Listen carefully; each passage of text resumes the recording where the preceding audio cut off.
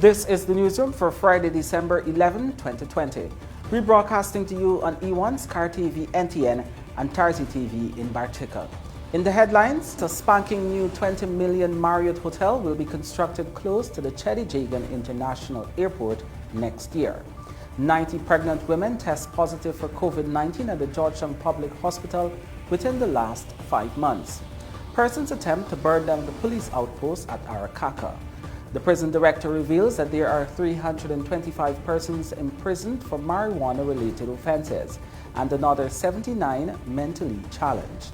And in sport, all Guyanese South American 10K set for Sunday, and 31 athletes confirmed for virtual bodybuilding showpiece this weekend. With the news, I'm Kurt Campbell. We're glad you can join us. First up, a local company, Arbasu & Sons Limited, on Friday announced it has entered into initial agreements with Marriott Hotels International and the Government of Guyana to design and build a Marriott courtyard at the Chedijagan International Airport. The Marriott courtyard at the CGIA will be the second Marriott hotel brand in Guyana and is anticipated to be in operation by 2023. According to a statement from Arbasu & Sons Limited, the letter of intent with Marriott Hotels International caters for a 6-story Marriott courtyard with 140 rooms and amenities.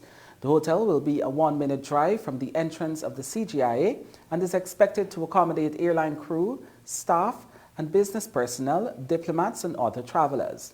Construction is expected to begin in mid-2021 and will be led by Basu Building and Civil Engineering contractors with support from qualified subcontractors who have technical experience in hotel construction. It is projected to cost US $20 million and is fully supported by the Government of Guyana and the Go Invest. Republic Bank of Trinidad and Tobago has already made an indicative offer of financing. Arbasu & Sons Limited has been a major player in Guyana's commercial, educational, and healthcare sector development for over 20 years through the construction of bridges, hospitals, secondary and primary schools, university facilities, gas stations, and warehouses. It has maintained a presence at the CGIA with the Lotus restaurant, which it has operated for more than 20 years. A total of 90 pregnant women tested positive for COVID-19 at the maternity unit of the Georgetown Public Hospital since August of this year. The test results are from 408 patients who were swabbed over the last 5 months. Head of Obstetrics and Gynecology, Dr. Lucio Pedro, told the newsroom during a recent interview. Fortunately, there is no recorded cases of mother-to-child transmission of COVID-19 in Guyana. Isanala Patwa reports. Over a 5-month period, 90 pregnant women tested positive for COVID-19 at the maternity unit of the Georgetown Public Hospital. During an interview with the newsroom, head of obstetrics and gynecology, Dr. Lucio Pedro, revealed that there has been no recorded mother-to-child transmission. Once a baby is born from a mother who tested positive, there is no contact between the mother and child until the mother recovers. According to Dr. Pedro, 38 babies were born in a specialized operating theater for COVID-19 surgical patients, while 52 babies were normal delivery. I have statistics from the month of August. Okay?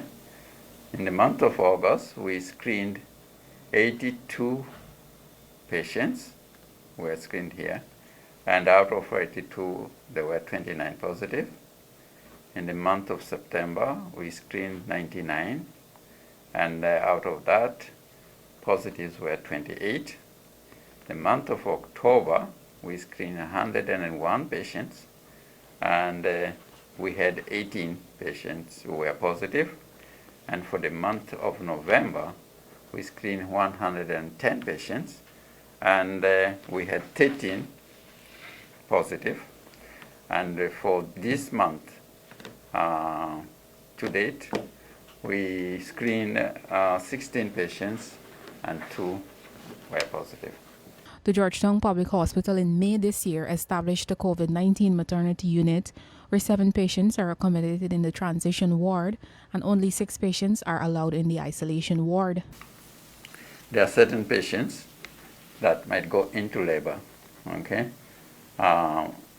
We deliver them in the isolation place. If they need a cesarean section, then we send them to the other side where there is a COVID special theater for COVID patients who need surgery, whether they are from here, maternity, or from the other departments. Doctors and nurses in the maternity unit also tested positive for the virus, but Dr. Pedro did not wish to provide the statistics as to how many and from what period. Additionally, Dr. Pedro is also recommending that pregnant women are prioritized in the rollout of the COVID-19 vaccine in Guyana. Minister of Health Dr. Frank Anthony recently revealed that the government is leaning towards administering the first set of COVID-19 vaccines to the elderly population and persons with serious underlying health conditions. The minister had initially stated that frontline workers would be the first to receive the vaccine. I think the frontline people should be a priority, and I'm quite sure the Ministry of Health is working on that. All right, and then pregnant mothers. Yes, I would say, we don't want complications with pregnant mothers. Okay, so yeah. Meanwhile, Dr. Pedro stated that while there is no protocol to test pregnant women before being admitted at the Georgetown Hospital, testing is required at private hospitals. He explained that once the patient's results comes back positive, the private hospitals do not admit them and they are sent to the Georgetown Hospital. Asymptomatic maternity patients are also being sent to the infectious disease hospital at Liliendal, East Coast, Demerara. However, Dr. Pedro explained that when it's time to deliver, the patients have to be transferred back to the Georgetown Hospital since there are no resources available at Liliendal. Reporting for the newsroom, I am Isanella Patwo. We tell you now that police investigators are probing an alleged arson attempt at the Arakaka Police Station Northwest District. A police statement said that the act was committed by persons or persons unknown and occurred in the wee hours of Friday at about 2:30. A subordinate officer who was on duty at the time, along with other ranks, said he was performing duties in the inquiry's office when a loud explosion was heard and instantaneously saw a huge blaze to the front door of the building. They sprang into action and immediately rushed and extinguished same with water. Further checks disclosed that the front door of the building was scorched and a partly burnt 5-gallon bottle was at the front door. They made further checks around the building, but no one was seen around the area. No one was injured during the incident. Investigations by the Guyana Police Force and the Guyana Fire Service have commenced. Dionawine Sukram, a 43-year-old resident of Dundee Maikoni, East Coast, Demerara, lost her life after the minibus she was traveling in crashed into a fence at the Britiana Public Road, West Coast, Berbice, Friday morning. Police headquarters in a statement noted that the accident occurred at around 6:20. The minibus BPP 7638 was being driven by 40-year-old Yukram Talik of No. 7 Village. Police said the vehicle was proceeding east along the West Road at a fast rate of speed while approaching a right bend. The driver lost control and collided with a fence on the northern side of the road. Sukram was in the front passenger seat. The driver and another passenger, Neola Barnwell, 38, received injuries and were taken to the Fort Wellington Hospital, where Sukram was pronounced dead on arrival. We tell you now that months after the National Assembly reconvened, several parliamentary oversight committees are still not functioning as the Parliament office seeks to work out logistics to hold virtual sessions. Speaker of the National Assembly, Mansour Nadir, on Thursday said the COVID-19 pandemic restricts travel of persons who reside outside of Region 4, and so some parliamentarians cannot travel to Georgetown. As such, the Speaker said the Parliament office is working to ensure that whatever means are taken can function for weekly or bi-weekly meetings. We're still looking at arrangements for convening the first meeting, not only of the Public Accounts Committee, but all the other committees that were appointed. We're working hard there are some challenges. And when you're doing the first meeting, it's like an election. You have to ensure that you can put everything in place to get all of the people who are members of those committees present. Because those first meeting is a voting meeting to elect chairpersons of the committees. And so we are examining some mechanisms to ensure that, and we're not only planning for the first meeting. Once you have the first meeting, you will see a rapid rollout of meetings. So you want to be able to get people in far-flung places like Purima, Shulinab. We have members of committees there. And if they have to come every other week to a particular location, then you will have some logistics challenges. And what happens now if there is a third wave of COVID and there is lockdown?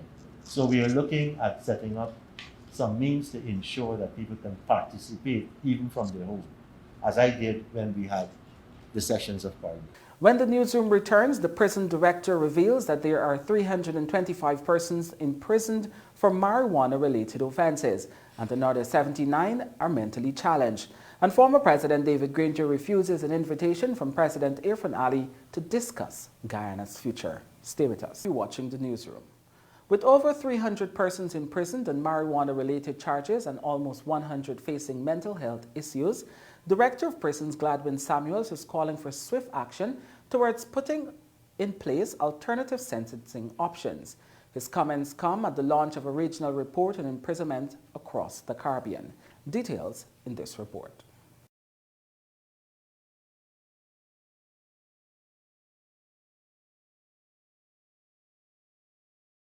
Guyana's Director of Prisons, Gladwin Samuels, on Friday pressed the issue of alternative forms of imprisonment during his presentation at a virtual launch of a regional comparative report on imprisonment in the Caribbean. Samuel said the survey, which largely assessed individuals' deprivation of liberty in the Caribbean, has found that the current rate of imprisonment is alarming. Samuels confirmed that Guyana's prison population currently stands at 1,741 persons, and some 325 of those inmates are incarcerated on marijuana-related charges, while another 79 inmates are mentally challenged. It is in this context that the issue of alternative sentencing becomes important, with Samuel's reasoning that a great number of those imprisoned can be safely given alternatives to imprisonment. The survey, which was conducted in 6 regional countries, including Guyana in 2017, has found that 274 of 100,000 persons living in Guyana are imprisoned. It is important that alternative forms of sentencing is considered, and that it is considered urgently. That brings us, taking into consideration the amount of persons we have per 100,000, Guyana being 274, it is an area for concern. That being the case, it is imperative that attention be paid to the cause factors and also to addressing same. While we may want to focus on the issue of recidivism, it points to the fact that a number of critical institutions in our society, for example, the family, schools and religious organizations, are not being as effective as they should be. The survey found that Guyana's prison occupancy rate is 129%. 36% of those prisoners are on remand. Samuel said while government looked to improve the standards of prisons for inmates across the region, alternative forms of imprisonment must also be considered. Samuels offered his support for speedier trials to prevent long periods of detention, but said that if reforms are not addressed with the aim of ultimately preventing crime and reducing the prison population, then the problem can get worse. To make his case, the prison director pointed to statistics on inmates who are parents with 1 to 3 children. Between 50 to 55% of the respondents fall within that category, and Samuels reasoned that this is proof that the impact of imprisonment goes far beyond the prison walls. Since such situations quite often result to financial hardship for members of the household and a breakdown in discipline, those factors then result to school dropouts and a low level of education, which then contribute to a vicious cycle of poverty and crime. This way, again, points to the need for alternatives to imprisonment, which will see a greater percentage of persons being at home to aid in the upbringing of their children. On this note, Samuels continued to press his call for alternative ways to prevent those incarcerated with contact to the outside world. He argued that keeping persons out of prison also bodes well for reoffending. The prison director was passionate about rehabilitating prisoners and said so far the human factor has failed in this regard.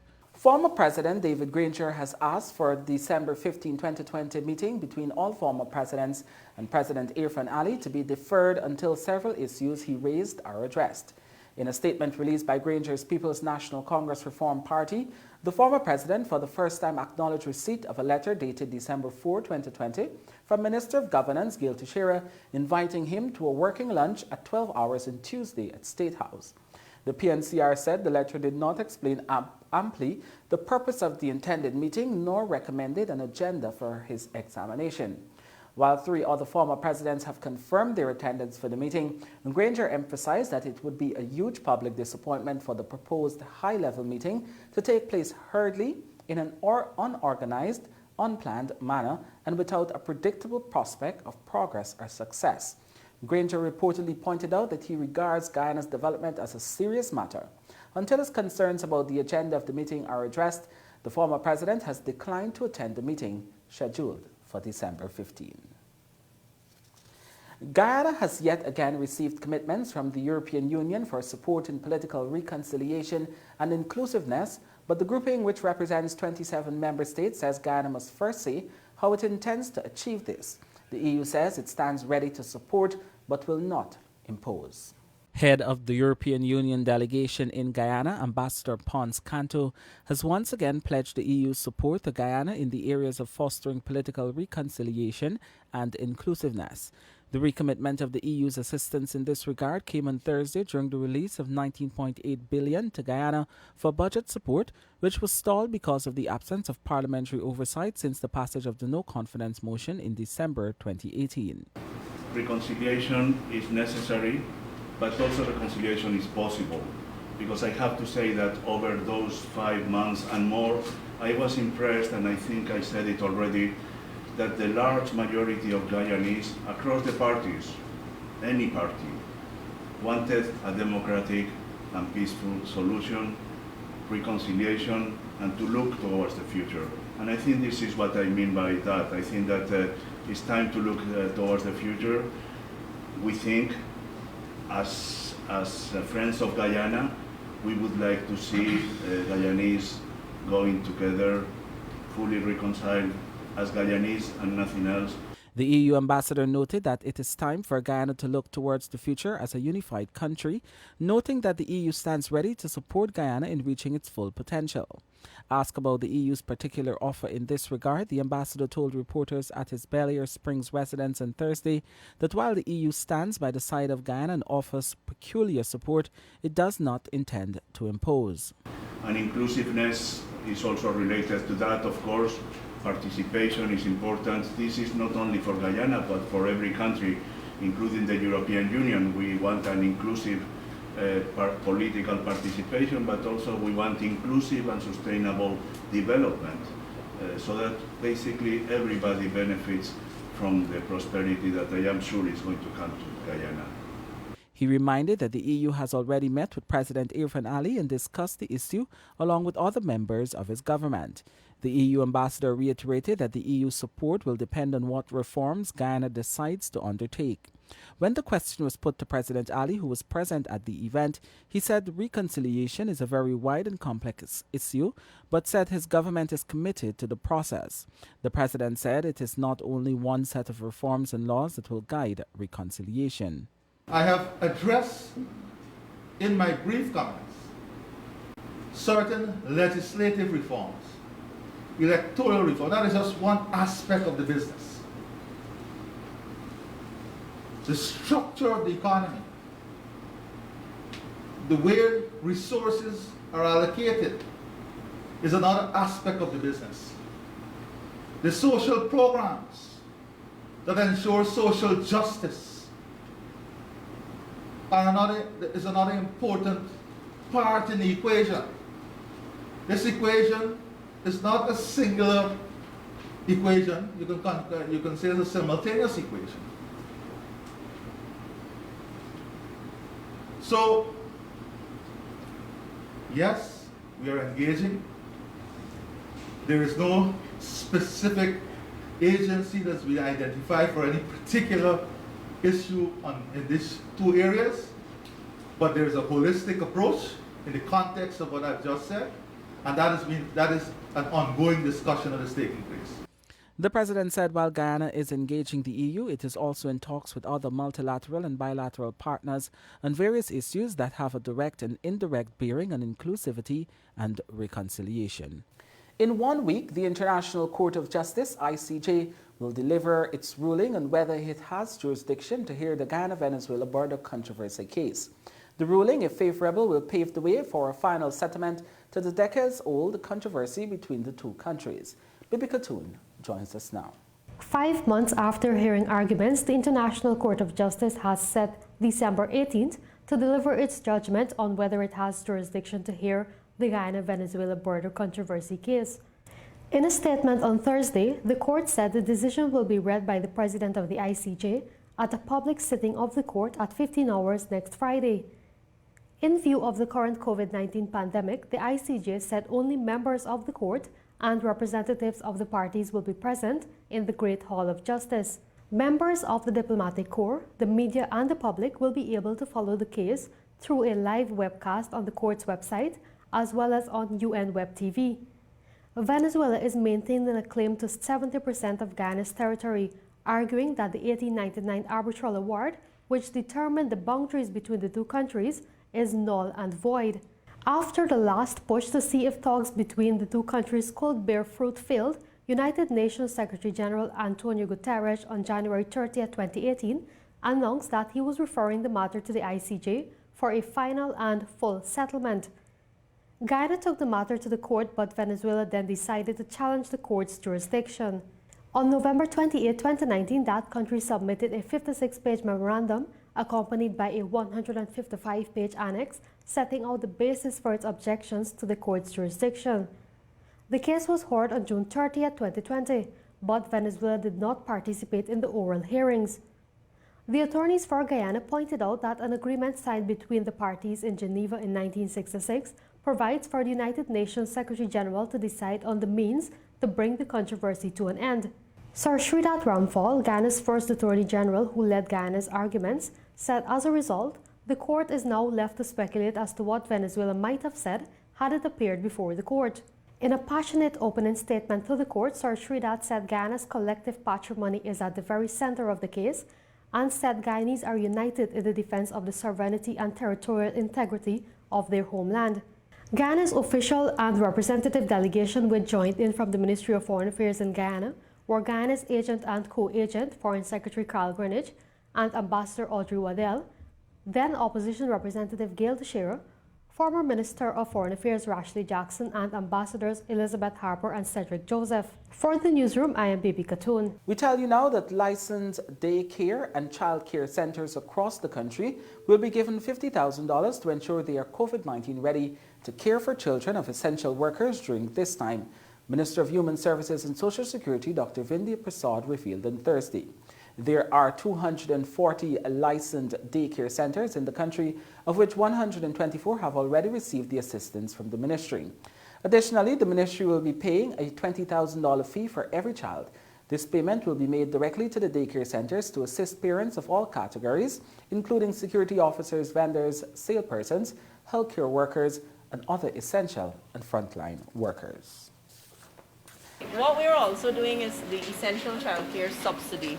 So this is a new initiative from the ministry. This is money that will be given to persons in various categories, including security officers, vendors, people who are in stores as salespersons, healthcare workers, essential and frontline workers, and this will roll out almost immediately. We are also working towards getting the daycare centers ready.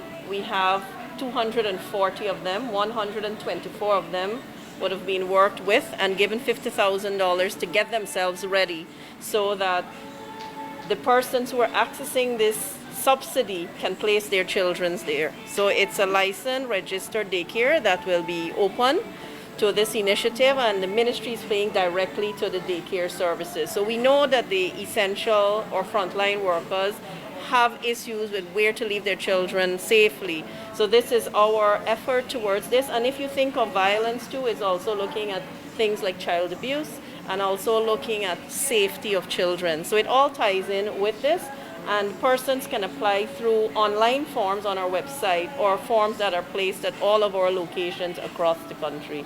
So those are some new initiatives in addition to the Survivors Advocacy Program and the 914 initiative. When the newsroom returns, Attorney General Anil Nandlal says the government is ready to engage in consultations to appoint a substantive Chief Justice and Chancellor. You're watching the newsroom. Attorney General and Minister of Legal Affairs Anil Nandlal on Thursday said it is regrettable that Guyana remains without a substantive Chancellor and Chief Justice because of lack of consultation and consensus between the President and the Leader of the Opposition. This has been the case during the last 3 presidencies in Guyana after constitutional amendment was made to allow the 2 top judicial office holders to be appointed substantively by the president after obtaining the agreement of the leader of the opposition. Nandla said it was absolutely not intended by the framers of the constitution for the 2 top posts in Guyana's judiciary not to be occupied by confirmed appointees. The AG said, given the impasse over the appointments for so many years, it may be time that the constitutional requirements are revisited to remove the provision for consultation. As the President indicated, it is a process, and it is a process that requires both sides to meet and both sides to work together. I have had the privilege of sitting in meetings between President Ramotar and the leader of the opposition, David Granger, where President Ramotar went at great lengths to attempt to get the incumbents at the time confirmed. Those would have been Chancellor Carl Singh and Chief Justice Ian Chang. All President Ramotar's entreaties then were rejected. I hope that an engagement can begin with the President and the leader of the opposition. Unfortunately, the leader of the opposition continues to take this strange and bizarre position that the government is illegal. It's quite a laughable position. And the quicker he jumps off that ridiculous horse that he's riding, it's better for the country. Since the amendment was made to the Constitution in 2001, no Chancellor or Chief Justice have been confirmed in the positions. Currently, Justice Yonet Cummins Edwards is performing the duties of Chancellor, and Justice Roxanne George is performing the duties of Chief Justice. They were both appointed by former President David Granger in 2017. Former Chancellor Carl Singh and Chief Justice Ian Chang both acted in the position for years amid failed attempts by former President Donald Ramotar and David Granger to reach consensus on confirming them. Guyana's last substantive Chancellor of Judiciary was Justice Desiree Bernard. She served until 2005 and was in the position before the Constitution was amended. MovieTowne is on a mission this year to spread some holiday cheer, even as the world continues to fight the current COVID-19 pandemic. Let's hear from Mark Murray in our Christmas in 5 segment. So we're down here at MovieTowne, and it seems like Christmas already, Rochelle. Well, MovieTowne is ready for the season. Start time will be 10 a.m. in the morning, and our close time will be 9:30 p.m. in the evening. Even if it's COVID-19 happening in 2020, we could not spare Christmas. And this year, we are unwrapping the magic of Christmas here at MovieTowne. And so you will find, first of all, our traditional now 25 feet Christmas tree, and this year it's 25 feet of wonderful personalized Christmas boxes. You see, we wanted to be creative and unique, so we brought Santa to MovieTowne, but we did it in the most unique way. Santa in the box is available for all of our patrons to come visit. You can see Santa, and if you want to take that memory photo, you can definitely do that. And so you can appreciate that MovieTowne will ensure that our patrons are always safe. I know this year, if anything, presents will be important. What can persons find here at the mall, especially for the ladies? Oh my gosh, Mark, there is so much. Now for presents for the ladies, where do I start? It's so difficult already finding presents for us, but we make your life a little easier with finding unique, special pieces. We have outfits in case that you want to still get dressed up and take those special selfies with your family at home. You can definitely find wonderful gowns, party outfits, casual wear at Stacy's Closet, Image Boutique, and Dress to Impress. Well, just after shopping at Glamour Beauty for all those perfumes that you definitely will love, just hop on over to Gizmos and Gadgets for all those gadgets. And of course, there is Digicom. Now, Digicom has all your unique items and gadgets that you could definitely enjoy.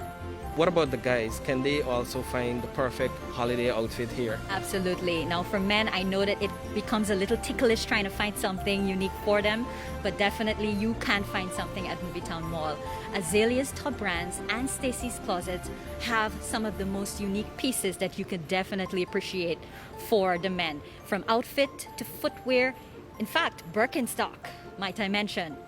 Guys, you need to get yourself some Birkenstock in your life. And some people, they appreciate jewelry around this time of the year. Can they find that here? Absolutely. Now, jewelry is always the number one on our wish list. So the ladies, we know it's all about the diamonds and the gold and all the fun stuff, but you could definitely find that at King's Jewelry and also Raj Jewelry. They have some unique pieces.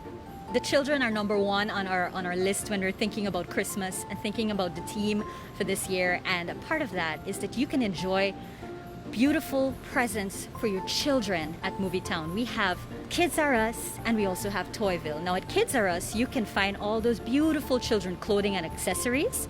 And at Toyville, they have some of the branded, most unique pieces of toys for your children. I know some parents go all out. So MovieTowne seems to be the place, even if you're just window shopping. Definitely, even if you're just window shopping, just come on down, take a selfie with our beautiful tree. And guess what? If you didn't know, we have Brewster's Ice Cream Bar with a wide range of beautiful ice creams that you can definitely enjoy while you sit by our tree.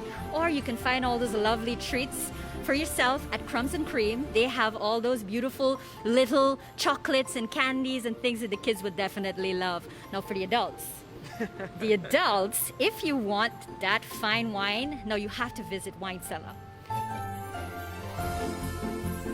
Let me tell you, A. Alley & Sons department store in MovieTowne Mall has got everything you need to make sure your house is ready for Christmas. Now on our first floor, we have Optique Vision Care, which is one of the most beautiful vision care stores in our mall. If you want to keep an eye on your prized possessions, then you have to check out our brand new store, just recently opened, eNetworks. They have all your cameras that you would need. They have so many products and services. Now the outdoor dining is so spacious and you can enjoy that beautiful seawall breeze while you dine at Cosmos, Hard Rock Cafe for all those rockers out there. And we also have Bistro that's on the patio.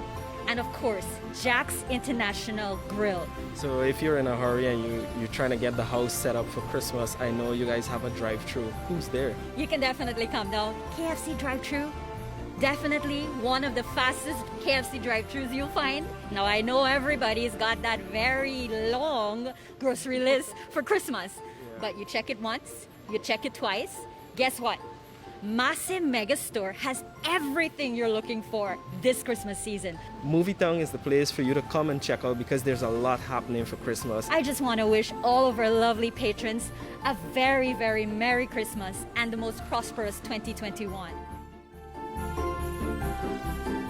Over the next 5 weeks, Guyoil will be giving away $4 million in cash and prizes to its customers. The company launched its Be a Super 95 Millionaire promotion on Friday at its Regent Street location in Georgetown. 2 lucky customers will be walking away with $2 million each, while the prizes include television sets, tablets, Super 95 vouchers, grocery vouchers, and Giftland shopping vouchers. The company's Deputy General Manager Molly Hassan, along with the Marketing and Sales Manager Jacqueline James, explained how persons can enter and win big for the Christmas season. We understand that Christmas means something big to Guyanese. And what does this mean? It's against this background that we decided to develop a campaign, the Super 95 Christmas promotion. And we will be giving away up to $4 million in cash and prizes for the next 5 weeks. $4 million. All right? So this campaign will be seeing 2 millionaires. So come next week, we'll have the first millionaire. But we had hundreds and thousands of dollars being given away for those customers. Of course, you can't win if you don't choose Super 95. So you have to be able to participate and to choose Super 95 as your fuel of choice. Ms. Hassan outlined why Super 95. Now I'm going to tell you how you could win. Now winning is easy. Drive into any Guyoil gas station. Once you see that Guyoil logo, it says Guyoil. It's 56 service station from the Essequibo Linden, Berbice, right across the length and breadth of Guyana. 56 service stations nationwide. Drive into any service station, buy Super 95. It's a quality product at a premium price. So while you have an opportunity to win $1 million, tablets, all the other exciting prizes that we have, you're getting a premium quality product and also a good Christmas, an opportunity to win for Christmas. So you drive into any one of those gas stations, you put $3,000 of Super 95 in your vehicle, and you get a coupon. When you get that coupon, you fill it out, drop it in the box provided. Now let's say you buy fuel at Regent Street and you cannot fill the coupon immediately because you might be shopping or doing something. Yes, you can drop that coupon at Churchy. You can drop it at any gas service station. COVID has come and it has taken a toll on us. We have lost so many things and relatives and friends, jobs, reduction in salary, so many difficulties we've experienced in 2020. And with that said, Guyoil, its management, its directors, its staff, we felt that now is the ideal time to reintroduce our Super 95 Millionaire promotion. We believe as Guyanese, you deserve to celebrate. You deserve to celebrate 2020 Christmas. And we want to make that happen. When the newsroom returns, the financial, weather and bridge report along with sport.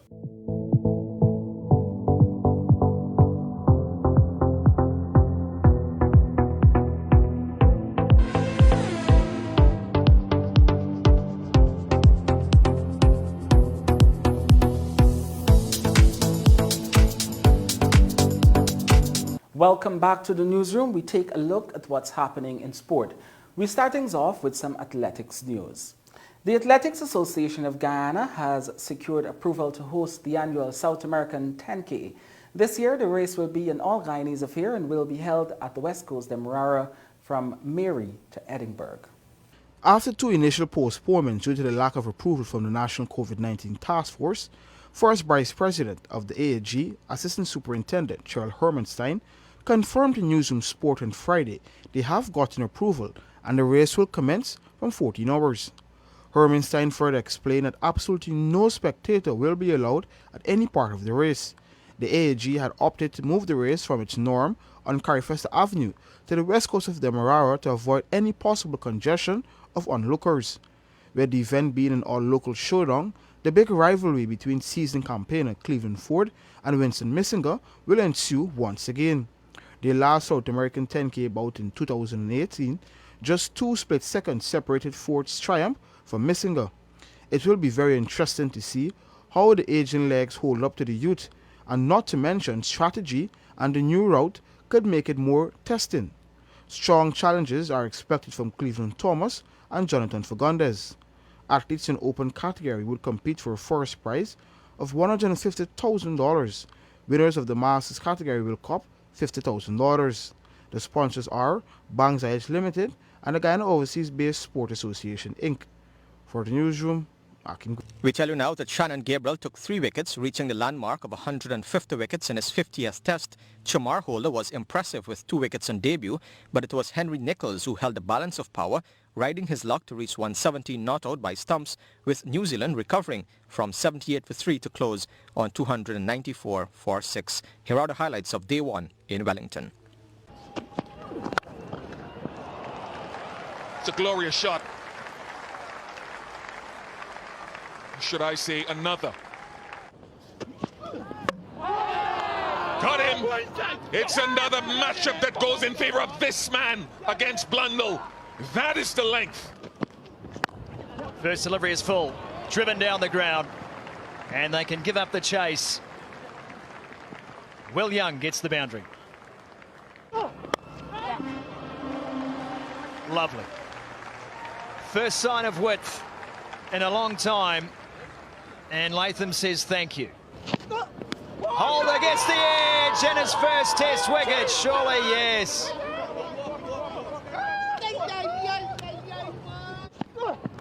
Oh, what a shot that is. What a reply from Taylor. It's been battered and bruised, and he says, I'll take it up and I'll pick up 4. Lovely straight drive. Mistake will be made. It's taken. There it is. An uncomfortable stay for Taylor. Gabriel has his man.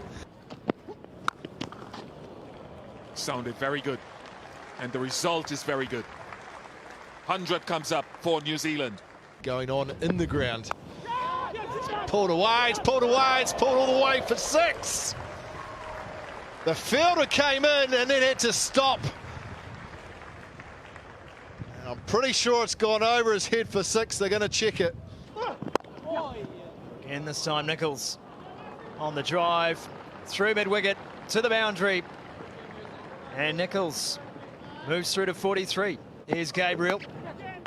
And here's, oh, that is a ripper. Wow.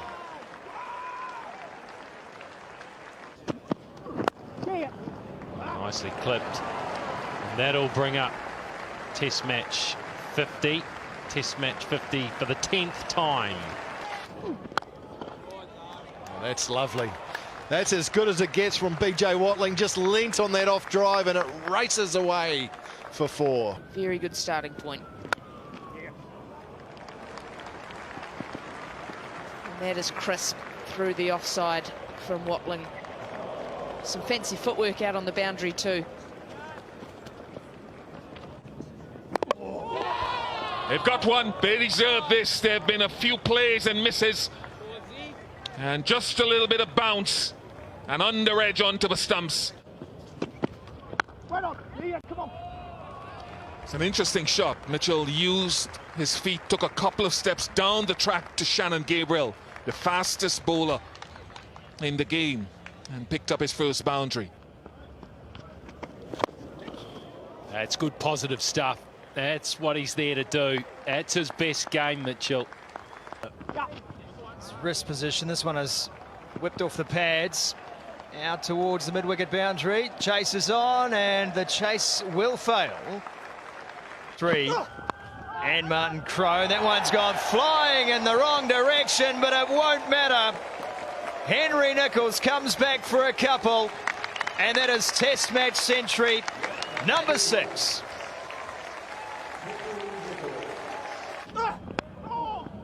To have brought up 3 Test hundreds at the Basin Reserve.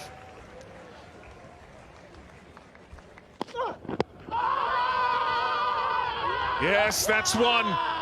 They'll think about the review, and they go for it.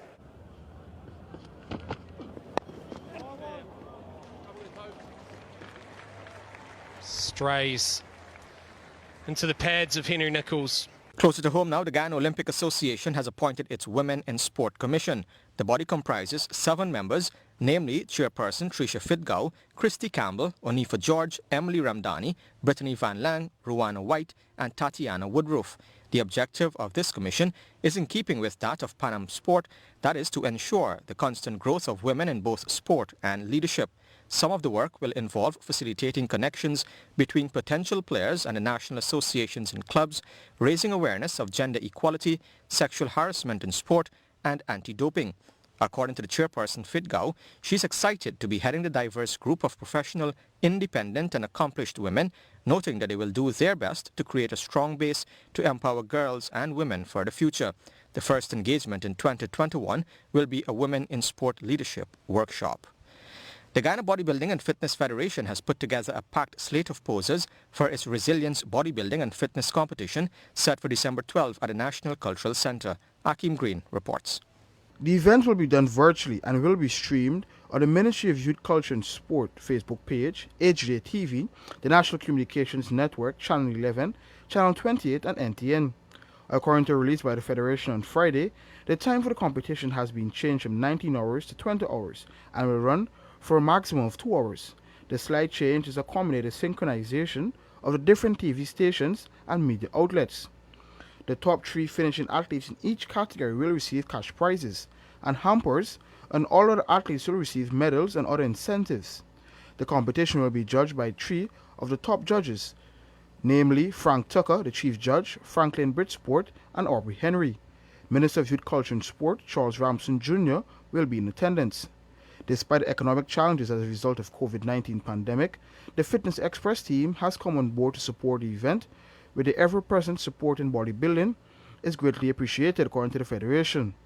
The bodybuilders are Donald Lindy, Marlon Bennett, Anil Prasad, Brian Singh, Farad Mohammed, T.H. Paul Gwendasamy, Darius Ramsamy, Ibu Oford, Clint Duke, Henry Bessé, Julian Allen, Lyndon Burnett, Julio Sinclair, Nicholas Albert, DeLon Johnson, Kyria Cipriani, Colors Peterson, and Fabian Rosa. The men's physique category will be contested by Darren Harris, Jonathan Jeffrey, Odell Crum Ewing, Ronaldo Caldera, Yusuf Mustafa, Denroy Ross, Falvillo Armin Souza, and Daniel Lutchman. The men's bikini category will be contested by Rosanna Fung, Aliandra Vera, Christina Ramsamy, Roshana Allen, and Ashanti Conway. CAC gold medalist and multiple Mr. Guyana, Corwin Clark, will also guest pose. For the newsroom, Akim Green. Finally, there will be no Boxing Day horse race meet this year. This was confirmed to Newsroom Sport on Friday by the honorary president of the Canards Memorial Turf Club, Justice Cecil Canard. The Canards Memorial Turf Club is the organizing body of the event, which has been held on December 26 for several decades. Justice Canard told this news outlet that approval was not granted to the KMTC by the National COVID-19 Task Force, citing the rise in coronavirus cases in recent weeks. Justice Canard said that the club would like to apologize to horse owners and sponsors, noting that the decision to cancel the event was beyond the club's control. The Canards Memorial Turf Club had written the authorities a few weeks ago seeking approval to host the event. President of the club, Dennis DeRoop, had told Newsroom Sport in early November that initial planning had already started and the intention was to have an event that was in compliance with the existing COVID-19 protocols. The provisional program had 7 races and the organizers were hoping to stream the event live or have a delayed broadcast. And with that, we've come to the end of the news for this evening. My name is Avinash Ramzan. Thanks for watching.